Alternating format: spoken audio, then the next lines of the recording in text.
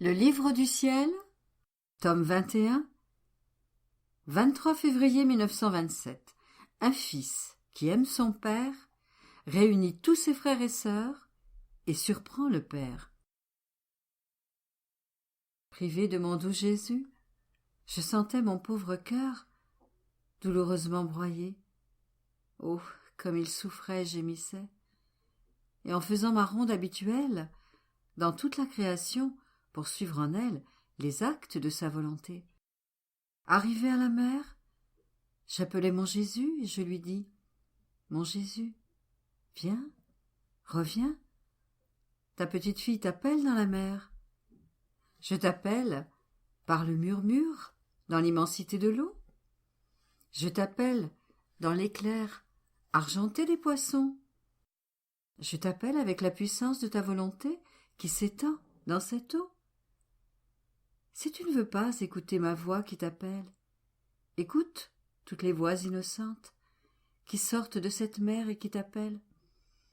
Oh, ne m'oblige pas à te presser davantage. Je ne peux plus le supporter.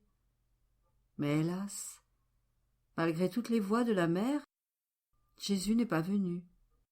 J'ai dû par conséquent continuer vers le soleil et je l'ai appelé de là. Je l'ai appelé dans l'immensité de sa lumière. Je l'ai ainsi appelé en toutes choses. Je l'ai appelé dans le nom de chaque chose créée et avec sa propre volonté qui règne sur elle. Puis, parvenu sous la voûte des cieux, je lui dis « Écoute, Jésus, je t'apporte toutes tes œuvres. N'entends-tu pas la voix du ciel tout entier, les innombrables voix des étoiles qui t'appellent? Elles veulent t'entourer et rendre visite à leur Créateur et Père. Et tu veux les renvoyer ?» Et comme je disais cela, mon doux Jésus est venu se placer au milieu de toutes ces œuvres, et il m'a dit « Ma fille, quelle belle surprise tu me fais aujourd'hui! Tu as amené toutes mes œuvres pour me rendre visite? Je sens ma gloire et mon bonheur redoubler en me voyant entourée par toutes mes œuvres que je reconnais comme mes enfants. Tu as agi aujourd'hui comme une fille qui aime beaucoup son père et reconnaît que son père aime se voir entouré et visité par tous ses enfants. Cette fille les appelle tous et il aime chacun d'eux. Elle réunit tous ses frères et sœurs et surprend son père. Pas un ne manque à l'appel et le père reconnaît tous les membres de sa famille. Oh, comme il se sent glorifié par tous ses enfants! Son bonheur atteint son sommet, et pour combler sa joie, il prépare une fête plantureuse. Tous ensemble, le père et ses enfants font la fête. Dans la plénitude de son bonheur, le père reconnaît la fille qui a rassemblé toute sa famille pour le surprendre et lui procurer tant de bonheur. Cette fille sera aimée davantage parce qu'elle est la raison d'une si grande joie. Ma fille, lorsque tu m'appelais dans la mer avec toutes ces voix, j'écoutais, je disais qu'elle aille parmi toutes les choses créées jusqu'à ce qu'elle les ait toutes rassemblées, et alors je me laisserai trouver. Ainsi, j'aurai toutes mes œuvres, qui sont autant de mes enfants. Ils me rendront heureux, et je les rendrai heureux. La vie dans ma volonté contient d'indescriptibles surprises. Je peux dire que, là où elle règne, l'âme devient mon bonheur, ma joie, ma gloire, et je prépare pour elle un banquet de la connaissance de ma volonté. Nous avons plaisir à être ensemble. Nous étendons le royaume du Fiat suprême afin qu'il soit connu, aimé et glorifié. C'est pourquoi j'attends souvent ces surprises de ma fille qui me rend visite avec toute ma famille. De plus, toutes nos divines qualités sont répandues dans la création, et chaque chose créée occupe une fonction de nos attributs. L'une est l'enfant de notre puissance, l'autre de notre justice, une autre encore de notre lumière, de notre paix. Bref, chaque chose créée est l'enfant d'un de nos attributs. Aussi, lorsque tu m'apportes l'ensemble de la création, tu es porteuse de mon bonheur répandu en elle, et je reconnais mon enfant dans la lumière du soleil, l'enfant de ma justice dans la mer, l'enfant de mon empire dans le vent, et l'enfant de ma paix dans la floraison de la terre. En somme, je reconnais chacun de mes attributs dans toutes les choses créées, et je prends plaisir à reconnaître mes enfants, que m'amène la petite fille de ma volonté. Je fais comme le Père, qui a un très grand nombre d'enfants, et chacun occupe une place d'honneur. L'un est un prince, un autre est juge, un autre encore est représentant, celui-ci est sénateur, et celui-là gouverneur. Le Père se sent le plus heureux lorsqu'il reconnaît en chaque enfant le rang honorifique élevé que chacun d'eux occupe. Ainsi, tout comme les choses ont toutes été créées pour rendre heureux les enfants du Fiat suprême, en voyant que tu nous apportes toutes nos œuvres, nous reconnaissons en toi notre dessein. Oh, comme nous aimons te voir faire tes rondes pour réunir toutes nos œuvres, afin de nous apporter le bonheur répandu dans toute la création. Par conséquent, que tes envols dans ma volonté soient continuels. Puis, ayant reçu la Sainte Communion, je dis à mon bien-aimé Jésus, mon amour et ma vie, ta volonté a la vertu de pouvoir multiplier ta vie pour autant de créatures qui existent et existeront sur la terre. Et moi, dans ta volonté, je veux former autant de Jésus, afin de te donner à chaque âme du purgatoire, à chaque bienheureux dans le ciel, et à chaque créature sur la terre. Je disais cela lorsque mon céleste Jésus me dit « Ma fille, pour quiconque vit dans ma volonté, la divine volonté multiplie les actes de l'âme pour autant de créatures qui existent. L'âme reçoit la divine attitude, et ses actes deviennent les actes de tous. C'est exactement l'œuvre de la divinité. Un acte, accompli par l'âme, est multiplié, et chacun peut faire sien cet acte, comme s'il avait été accompli par lui-même, bien que ce ne soit qu'un seul acte.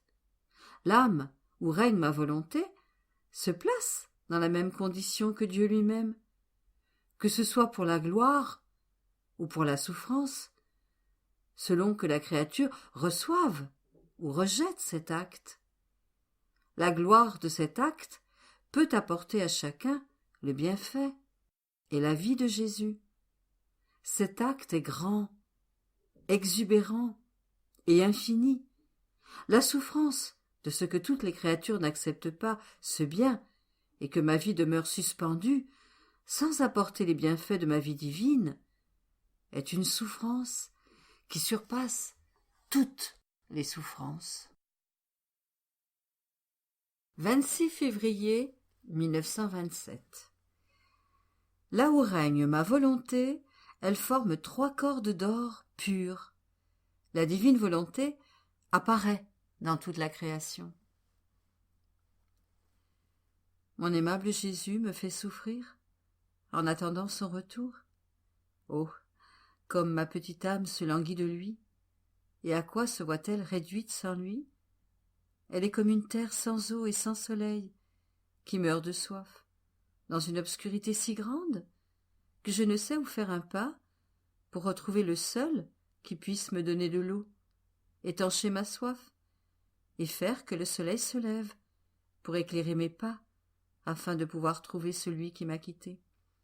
Ah, Jésus, Jésus, reviens, ne sens-tu pas mon cœur qui bat en toi, qui appelle et peine à battre sans ce qui le fait vivre, et qui n'a plus la force de t'appeler? Je disais tout cela lorsque mon très grand bien, Jésus, se manifesta en moi et me fit voir 3 cordes. Elles étaient assemblées et fixées dans les profondeurs de mon âme. Ces cordes descendaient du ciel, où elles étaient reliées à 3 cloches. Je voyais Jésus comme un petit enfant, qui, avec des grâces infinies, tirait très fort sur ces cordes, qui résonnaient alentour, et tous venaient voir qui faisait sonner ces cloches, avec tant de force, pour attirer l'attention du ciel tout entier. J'étais moi-même stupéfaite, et Jésus me dit : « Ma fille, dans l'âme où règne ma volonté, il y a 3 cordes d'or pures qui descendent de la puissance du Père, de la sagesse du Fils et de l'amour du Saint-Esprit. Et lorsque cette âme travaille, aime, prie et souffre, je prends en main les cordes et je mets en branle notre puissance, notre sagesse et notre amour pour le bien et la gloire de tous les bienheureux et de toutes les créatures. Le son de ces cloches est si fort et si harmonieux qu'il invite tout le monde à la fête. C'est pourquoi chacun accourt pour célébrer ton acte. Ainsi, tu peux voir que les actes de l'âme, où règne ma volonté, sont formés au ciel, dans le sein de ton Créateur, et qu'ils descendent sur terre, par le moyen de ces 3 cordes de notre puissance, de notre sagesse et de notre amour, avant de retourner à leur source pour rendre gloire à la divinité. Et je prends plaisir à tirer sur ces cordes, pour que tous entendent le son de ces cloches mystérieuses. Après quoi, j'entendis que l'on exposait le Saint-Sacrement dans mon église, et je me disais que, pour moi, il n'y avait ni service religieux, ni exposition du Saint-Sacrement. Et mon doux Jésus, sans me donner le temps d'ajouter une autre pensée, va me dire : « Ma fille, l'exposition du Saint-Sacrement n'est pas nécessaire pour toi, car quiconque fait ma volonté a la plus grande et la plus continuelle exposition que puisse avoir ma volonté dans toute la création. De fait, chaque créature, animée par ma volonté, forme toutes les expositions pouvant exister. Qu'est-ce qui forme ma vie divine dans l'Eucharistie ? Ma volonté. Sans ma suprême volonté qui anime l'hostie, il n'y aurait pas en elle de vie divine. Ce ne serait qu'une simple hostie blanche qui ne mériterait pas l'adoration des fidèles. Or, ma fille, ma volonté est exposée dans le soleil, et tout comme l'hostie est recouverte d'un voile qui cache ma vie, le soleil a lui aussi un voile de lumière qui la cache. Et pourtant, qui s'agenouille, qui envoie un baiser d'adoration, qui remercie ma volonté exposée dans le soleil? Personne. Quelle ingratitude! Et malgré tout, ma volonté ne s'arrête pas. Elle continue à faire le bien sous son voile de lumière. Elle suit les pas de l'homme. Elle revêt ses actions. Où qu'il aille, sa lumière est devant lui et derrière lui, pour offrir de le prendre triomphalement dans son sein de lumière et lui donner ce qui est bon. Et elle est disposée à lui donner ce bien et cette lumière, même s'il n'en veut pas. Ô ma volonté, combien tu es invincible, aimable, admirable et immuable pour faire le bien, inlassablement et sans jamais te retirer. Vois-tu la différence entre l'exposition de l'Eucharistie et l'exposition continuelle de ma volonté dans toutes les choses créées? Pour l'adoration eucharistique, l'homme doit se déranger, il doit s'en approcher et se disposer à recevoir ses bienfaits, sinon il ne reçoit rien. Mais pour l'exposition de ma volonté dans toutes les choses créées, ce sont les choses qui vont vers l'homme. C'est elles qui se dérangent, et en dépit du fait qu'il n'y soit pas même disposé, ma volonté se montre généreuse et l'inonde de ses biens. Et cependant, personne n'est là pour adorer ma volonté éternelle dans toutes ses expositions. Dans le soleil, symbole de l'Eucharistie, ma volonté répand sa lumière, sa chaleur et ses innombrables bienfaits, mais toujours en silence, sans jamais dire un mot, ni même faire un reproche, malgré les horribles péchés qu'elle peut voir. Dans la mer, cependant, sous les voiles de l'eau, ma volonté présente ses expositions de manière différente. Elle semble parler dans les murmures de l'eau. Elle commande le respect par le tumulte retentissant des brisants. Elle peut renverser les navires et emporter les hommes sans que personne ne puisse résister. Ma volonté dans la mer donne une exposition de sa puissance et s'exprime dans le murmure des vagues. Elle parle dans les hautes vagues en appelant l'homme à l'aimer et à la craindre. Et voyant qu'elle n'est pas écoutée, ma volonté fait une exposition de la justice divine et change ses voiles en tempête qui déferlent irrésistiblement sur les hommes. Oh, si les créatures prêtaient attention à toutes les expositions de ma volonté dans la création tout entière, ils seraient alors toujours dans un acte d'adoration devant ma volonté exposée dans les champs de fleurs, où elle répand son parfum, dans les arbres chargés de fruits, aux multiples saveurs, car il n'est pas une seule chose créée où ma volonté ne fasse une divine et spéciale exposition.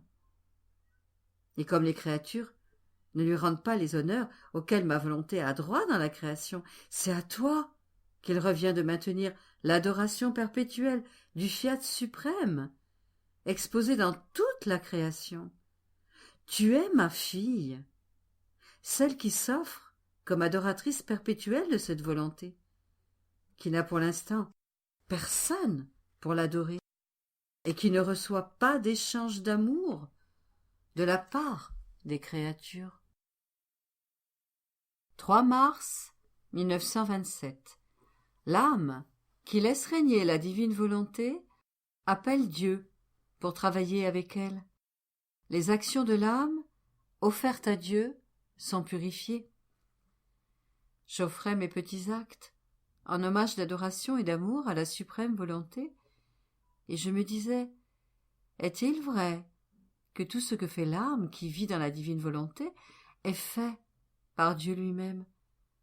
Et mon doux Jésus se manifesta en moi et me dit, ma fille, ne me sens-tu pas en toi qui suis tes actes? Où que règne ma volonté, toutes les actions, même les plus petites et les plus naturelles, sont converties en délices pour la créature et pour moi, parce qu'elles sont les faits de la divine volonté régnant en elle, une volonté qui ne saurait produire même la plus petite ombre d'un malheur. Tu dois savoir que dans la création, notre suprême volonté a établi tous les actes humains en les revêtant de délices, de joie et de bonheur, de sorte que le travail lui-même ne devait pas être un labeur pour l'homme, ni une cause de fatigue, car en possédant ma volonté, il avait la force qui jamais ne se fatigue et jamais ne diminue. Vois comme cela est symbolisé dans les choses créées. Le soleil est-il jamais fatigué ou affaibli de toujours donner sa lumière? Bien sûr que non. La mer se fatigue-t-elle de murmurer, de former des vagues, de nourrir et de multiplier les poissons? Évidemment non. Le ciel est-il fatigué de s'étendre? La terre est-elle lasse de faire germer et de fleurir? Certainement pas. Mais pourquoi aucune de ces créatures ne se fatigue-t-elle pas? Parce qu'il y a en elle la puissance du divin fiat, dont la force est inépuisable. De la même manière, tous les actes humains, accomplis dans la divine volonté, entrent dans l'ordre de toutes les choses créées et reçoivent le sceau du bonheur. Travailler, manger, parler, chaque regard et chaque pas, tout. Tant que l'homme demeurait dans notre volonté, il se maintenait sain et en bonne santé, plein de vigueur et d'une inépuisable énergie. Il était capable de ressentir le bonheur de ses actes et de rendre heureux celui qui lui procurait tant de bonheur. Mais Dès qu'il s'est retiré de notre volonté, il s'est senti malade et a perdu son bonheur, sa force inépuisable et la capacité de jouir du bonheur de ses actes, tout ce que la divine volonté lui avait amoureusement accordé.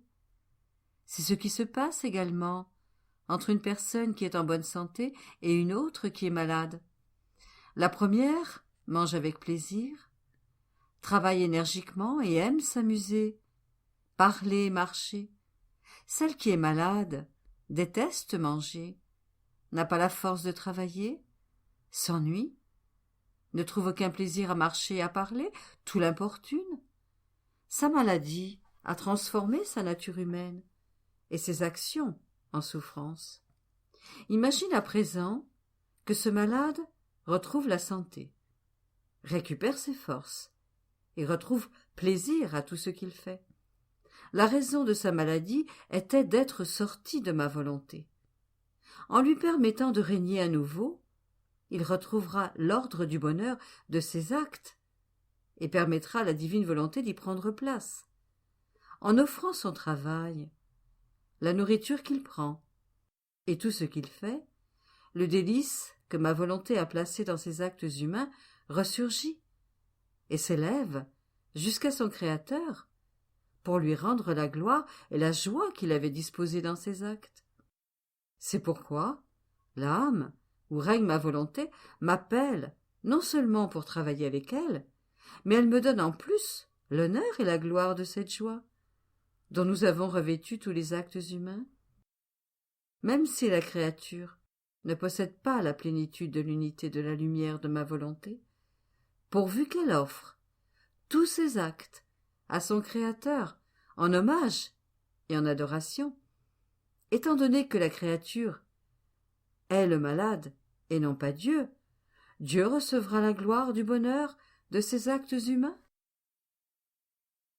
Supposons qu'un malade confie à une personne en bonne santé un travail qu'il est incapable de faire, ou qu'il lui donne sa nourriture. La personne en bonne santé ne ressentira pas comme le malade la fatigue de ce travail, ni son dégoût pour la nourriture. Au contraire, elle jouira dans la plénitude de sa santé du bien, de la gloire et du bonheur de ce travail, et elle prendra avec plaisir la nourriture que le malade lui a donnée. De la même manière, l'offrande faite à Dieu des actions de l'homme les purifie, et Dieu reçoit la gloire qui lui est due. Et en échange, Dieu permet à cette gloire de descendre sur la créature qui lui offre ses actions. 5 mars 1927. Comment la constance dans le bien n'appartient qu'à Dieu. Un acte accompli par Dieu ne s'arrête jamais. Les effets de cette constance. L'humanité de notre Seigneur était le remède, le modèle, qui reliait ensemble tous les temps. Il veut mettre en sûreté les droits de la divine volonté. Je me sentais au comble de la tristesse, à cause de la privation de mon doux Jésus, et je me disais, mon amour et ma vie, tu es parti sans même me dire adieu, et tu ne m'as même pas montré où je devais aller pour te trouver. On dirait même que tu as brouillé les pistes, car où que j'aille et que je t'appelle, tu ne m'écoutes pas. Tous les chemins sont fermés, et je suis épuisée. Je suis obligée de m'arrêter et de pleurer celui que je voudrais trouver à tout prix. Ah, Jésus, Jésus, reviens, viens vers celle qui ne peut pas vivre sans toi. Alors que j'épanchais ma souffrance, Jésus se manifesta faiblement en moi et, sentant sa présence, je lui dis « Mon Jésus, ma vie, tu m'as fait attendre au point où je ne peux plus le supporter. Et si tu te laisses voir, ce n'est que pour un instant, et tu ne me parles même pas. Cela rend l'obscurité encore plus profonde. Je reste là, confuse, et dans un délire de souffrance.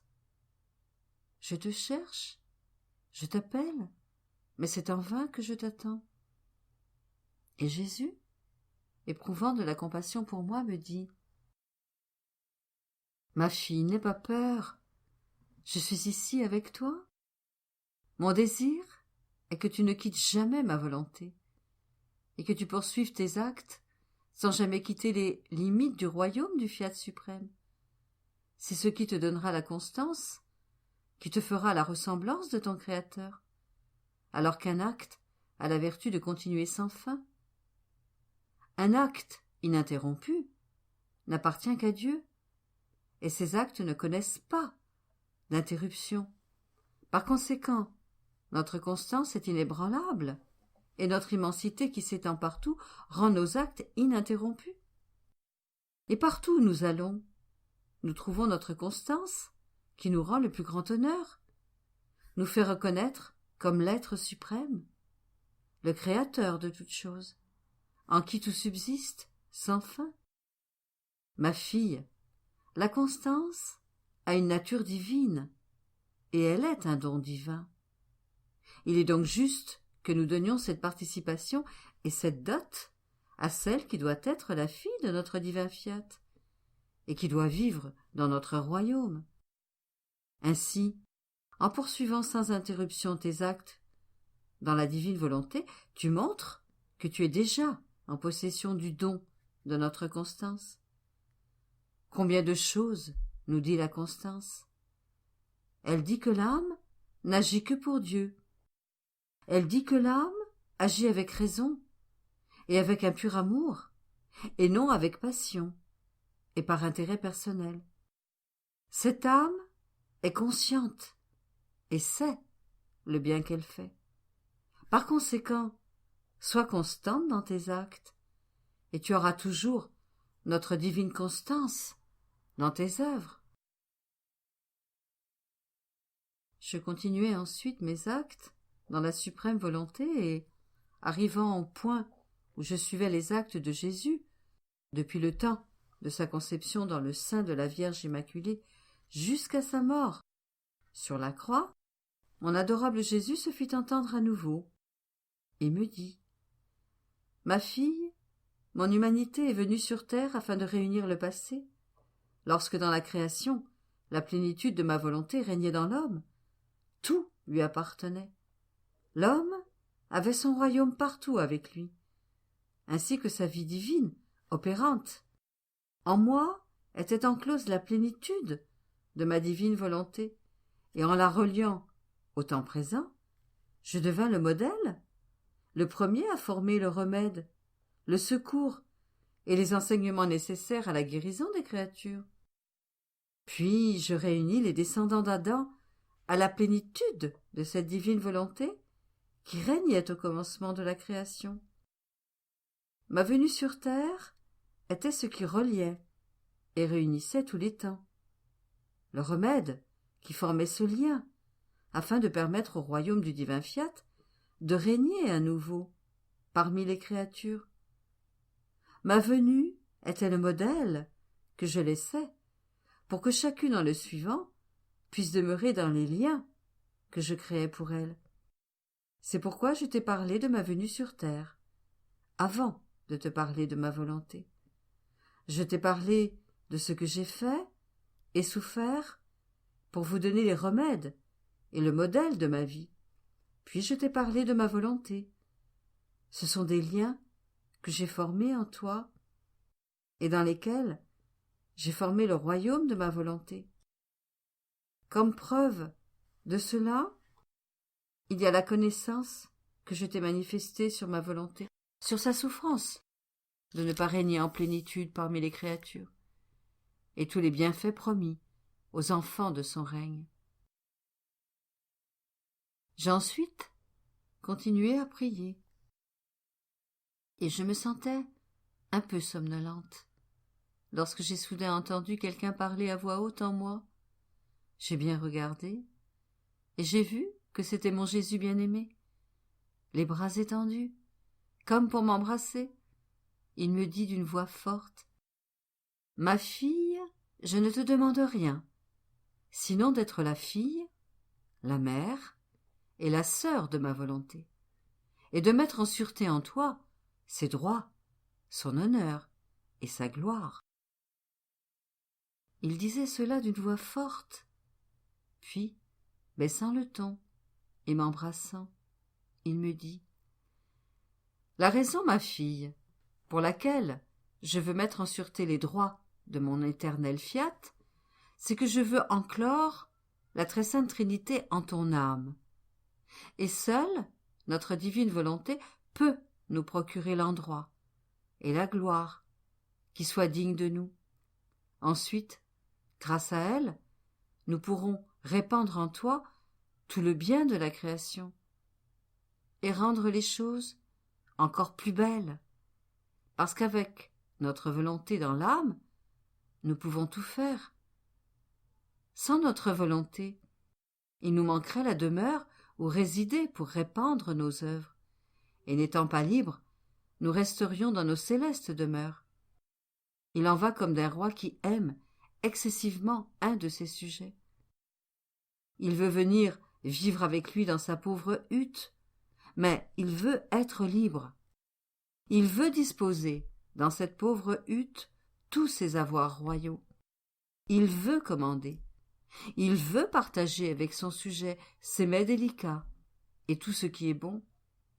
En un mot, il veut vivre sa vie de roi. Mais son serviteur ne veut pas être revêtu de vêtements royaux. Il ne veut pas que le roi règne et refuse de s'adapter aux mets royaux. Là où ma volonté ne règne pas, je ne suis pas libre. Il y a un conflit continuel entre la volonté humaine et la divine volonté. Par conséquent, sans avoir nos droits en sécurité, nous ne pouvons pas régner, et nous restons dans notre palais royal. 10 mars 1927. Dans la création, Dieu donna aux hommes le droit de posséder le royaume de la divine volonté.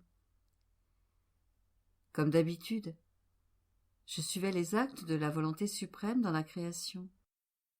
Arrivé au moment où Dieu créa l'homme, je m'unis aux premiers actes parfaits, accomplis par Adam, et je continuais, après qu'il eut péché, à aimer et à adorer, avec la même perfection qu'il aurait eue dans l'unité du fiat suprême. Mais, en faisant cela, je me disais: est-ce que nous avons droit à ce royaume de la divine volonté? Et mon doux Jésus, se manifestant en moi, me dit: ma fille, tu dois savoir qu'Adam, avant de pécher, accomplissait ses actes dans le divin fiat. Cela veut dire que la Trinité lui avait donné possession de ce royaume. Pour pouvoir posséder un royaume, il est nécessaire qu'il y ait quelqu'un pour le former, quelqu'un pour le donner, et quelqu'un pour le recevoir. C'est la divinité qui l'a formé et donné, et c'est l'homme qui l'a reçu. Adam possédait donc ce royaume, et le divin fiat depuis le moment de la création. Et comme il était le chef de la génération humaine tout entière, toutes les créatures ont reçu ce droit de possession. Même si Adam, en se retirant de notre volonté, a perdu la possession de ce royaume, car, en faisant sa propre volonté, il se mettait en guerre avec le fiat éternel. Et le pauvre Adam, trop faible pour livrer bataille, et sans une armée capable de lutter contre une aussi sainte volonté, dont la force est invincible, et qui possède une formidable armée, fut vaincu et perdit le royaume que nous lui avions donné. La force qu'il possédait avant la chute était la nôtre, et il disposait même de notre armée. Après son péché, sa force est revenue à sa source, et l'armée l'a abandonnée pour se mettre à notre disposition. Mais cela n'a pas enlevé à ses descendants le droit de reconquérir le royaume de ma volonté. C'est semblable à ce qui pourrait arriver à un roi qui aurait perdu son royaume, après avoir perdu une guerre. N'est-il pas possible qu'un de ses fils, par une autre guerre, puisse reconquérir le royaume de son père, qu'il a déjà possédé? C'est moi, le divin vainqueur, qui suis venu sur terre, afin de reconquérir ce que l'homme a perdu. Et après avoir trouvé quelqu'un à qui donner ce royaume, je restaure sa force, et je place à nouveau mon armée à sa disposition, afin de maintenir l'ordre et la gloire dans ce royaume. Et quelle est cette armée? Merveilleuse et formidable armée qui maintient la vie de ce royaume. Elle est formée de toute la création. En chaque chose créée, la vie de ma volonté s'est dédoublée. Comment l'homme pourrait-il perdre l'espoir de reconquérir ce royaume? S'il avait vu disparaître totalement cette invincible armée de la création, l'homme aurait pu dire alors que Dieu avait retiré de la surface de la terre sa volonté qui vivifie, embellit et enrichit son royaume, et qu'il n'y avait plus aucun espoir que ce royaume puisse lui être rendu. Mais, aussi longtemps que cette armée de la création existe, ce n'est qu'une question de temps avant que nous ne trouvions quelqu'un qui veuille le recevoir. Car, s'il n'y avait plus d'espoir de posséder ce royaume du divin fiat, il n'aurait pas été nécessaire que Dieu te manifeste tant de connaissances à son sujet, ni son désir de le voir régner, ni l'étendue de sa souffrance, parce qu'il ne règne pas encore. Lorsqu'une chose est impossible, il est inutile d'en parler, et je n'aurais eu par conséquent aucun intérêt à te dire tant de choses concernant ma divine volonté. Le simple fait d'en parler est donc le signe que je veux en redonner la possession. 13 mars 1927. La divine volonté n'abandonne personne. Elle possède le pouvoir régénérateur et tient toute chose dans la paume de sa main. Ma pauvre existence vit sous le pressoir de la privation de mon doux Jésus. Les heures semblent des siècles, et je ressens tout le poids de mon dur exil. Ô mon Dieu, quelle souffrance! Vivre sans celui qui est ma vie, mon cœur et ma respiration? Jésus, quel cruel martyre que ton absence! Tout est arrêté et obstrué. Comment la bonté de ton tendre cœur peut-elle supporter de me voir si restreinte à cause de toi? Est-ce que mes soupirs ne te blessent plus? Mes gémissements et mes plaintes ont-ils cessé de t'émouvoir, alors qu'ils ne te recherchent que pour trouver la vie? C'est la vie que je veux, rien d'autre, et tu me la refuses? Jésus, Jésus, qui aurait pu penser que tu allais me laisser seule si longtemps? Oh, reviens, reviens, je ne peux plus le supporter. J'épanchais ainsi ma tristesse lorsque mon cher Jésus, ma vie, se manifesta en moi et me dit: Ma fille, tu as l'impression que je t'ai abandonnée, mais ne sentais-tu pas ma vie en toi? Ma volonté ne t'a pas quittée. Au contraire, sa vie en toi avait atteint sa plénitude. Ma volonté n'abandonne personne, pas même les damnés en enfer, où elle accomplit son inexorable et irréconciliable justice, car en enfer, il n'y a pas de réconciliation, et elle constitue leur tourment.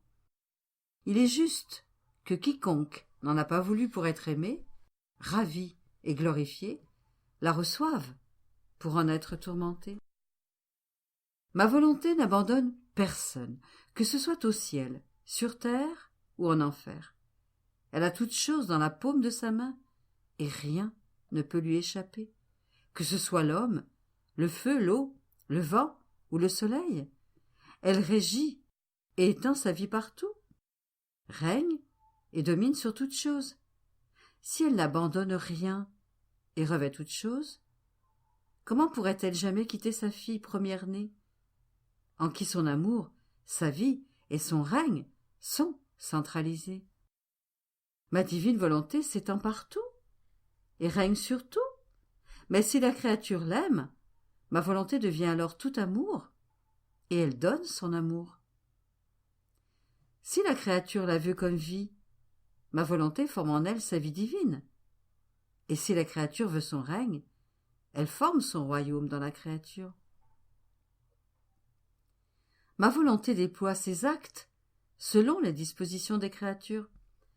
Par son pouvoir générateur, elle régénère sa vie divine, sa sainteté, sa paix, sa réconciliation et son bonheur. Elle régénère sa beauté et sa grâce. Ma volonté sait comment faire toutes choses. Elle se donne à tous, et elle s'étend partout. Ses actes sont innombrables et multipliés à l'infini. Elle donne à chaque créature un acte nouveau selon sa disposition. Sa diversité est inexprimable. Qui pourrait échapper à ma volonté? Personne. Ma création pourrait-elle sortir de ma volonté? Ou ne pas avoir été créée par nous? Cela ne se peut, puisque le droit de créer n'appartient qu'à Dieu. C'est pourquoi ma volonté ne te quittera jamais. Que ce soit dans la vie ou dans la mort, ni même après la mort. D'autant plus qu'après t'avoir régénéré comme son enfant spécial, les deux volontés désirent son règne. Et là où est ma volonté, je suis là moi aussi, en plein triomphe. Ma volonté peut-elle être sans la personne qui possède cette volonté? Certainement pas. Ne sois pas étonné s'il te semble souvent que ma vie cesse d'exister en toi. Tu as le sentiment que c'est fini, mais ce n'est pas vrai. C'est ce qui se passe avec les choses créées. Elles semblent mourir, mais elles renaissent à nouveau. Le soleil semble mourir lorsqu'il se couche, mais il reste toujours à sa place. Cela est si vrai que la terre, en tournant, retrouve le soleil comme s'il naissait à une vie nouvelle. Sur la terre, tout semble mourir. Les plantes, les jolies fleurs, les fruits délicieux, mais tout se réveille et acquiert alors une vie nouvelle. Même la nature humaine semble mourir dans le sommeil, mais elle sort de son sommeil pour vivre une vie nouvelle, plus vigoureuse et rafraîchie. De toutes les choses créées, seul le ciel demeure fixé et ne meurt jamais. Il est le symbole des bienfaits stables de la patrie céleste. Ils ne sont pas sujets au changement. Mais toutes les autres choses, l'eau, le feu, le vent, tout semble mourir, mais se relève, animé par ma volonté qui n'est pas sujette à la mort. Et qui possède cet acte, capable de faire que toute chose se réveille autant de fois qu'elle le désire? Bien qu'elles semblent mourir, les choses ont une vie pérenne, en vertu du pouvoir régénérateur de ma volonté. C'est ce qui se passe avec toi. Il te semble que ma vie cesse en toi, mais ce n'est pas vrai. Car avec ma volonté en toi, il y a aussi la vertu régénératrice qui me relève, aussi souvent qu'elle le désire.